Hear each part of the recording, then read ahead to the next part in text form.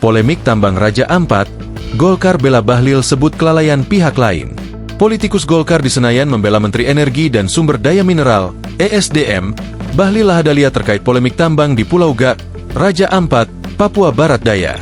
Ketua fraksi Golkar MPR RI Melchias Markus Mekeng mengatakan, tidak ada alasan kuat untuk mengkritik Bahlil soal aktivitas pertambangan yang dijalankan PT Gak Nikel.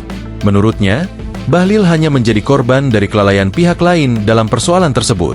Sebab, PT Gak Nikel sudah memiliki izin sejak 30 November 2017 dan berlaku hingga 30 November 2047.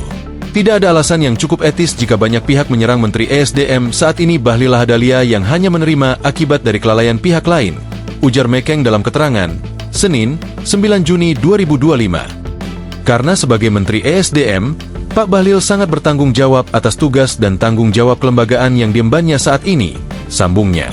Ketua Badan Anggaran DPR RI itu berpandangan bahwa Bahlil justru langsung merespon dugaan pelanggaran akibat aktivitas tambang tersebut.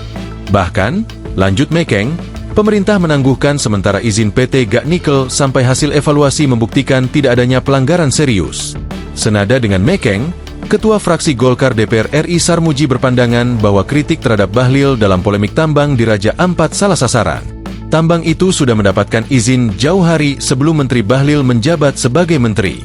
Justru begitu ada masalah, Menteri ESDM langsung menghentikan sementara sembari melakukan evaluasi, kata Sarmuji, Senin, 9 Juni 2025. Sarmuji pun menduga kritik terhadap Bahlil dalam persoalan ini adalah serangan balik terhadap kebijakan pemerintah yang justru memperketat izin pertambangan.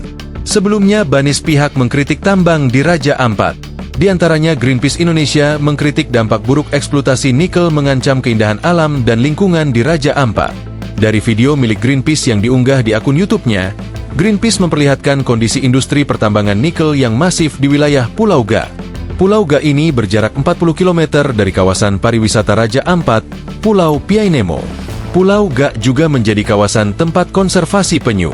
Tak hanya di Pulau Gak, industri pertambangan nikel juga terdapat di Pulau KW yang berjarak tak jauh dari kawasan pariwisata. Download Tribun X sekarang, menghadirkan lokal menjadi Indonesia.